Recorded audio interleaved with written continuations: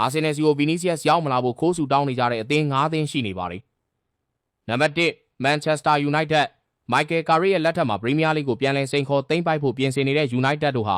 အာဆင်နယ်စီဗီနီစီယက်ရောက်သွားရင်သူတို့ရဲ့ရည်မှန်းချက်တွေထိခိုက်မှာကိုတကယ်အကြောက်လွန်နေတာပါနံပါတ်2ချက်စီပရီးမီးယားလိဂ်ဖလားကိုရကျင်လုံးနီးပြတွေခဏပြောင်းကစားသမားတွေတပြုံတစ်ခေါင်းကြီးခေါ်ထားပေမဲ့ဖြတ်မြေးပေါ်ကအာဆင်နယ်စီဗီနီစီယက်ရောက်လာရင်အစွမ်းပြပြီးသူတို့လမ်းကြောင်းကိုအမိုက်လိုရှုပ်ပွားအောင်လှုပ်သွားမှာကိုစိုးရိမ်နေကြတာပါ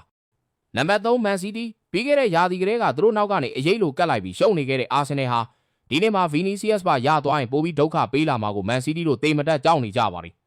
နံပါတ်4အက်တလက်တီကိုမက်ဒရစ်ချန်ပီယံလိမှာအာဆင်နယ်ကြောင့်ပြိုင်ပွဲကနေဝမ်းနည်းစွာလှည့်ပြန်ခဲ့ရတဲ့အက်တလက်တီကိုတို့ကတော့သူတို့ကိုအနိုင်ယူခဲ့တဲ့အာဆင်နယ်စီဗီနီစီယက်ရောက်သွားပြီးပိုတန်ပါလာမှာကိုလုံးဝမလိုလားကြပါဘူးနံပါတ်5ဘာစီလိုနာနောက်ဆုံးတသင်းကတော့ဝမ်းနည်းလို့မဟုတ်ပဲ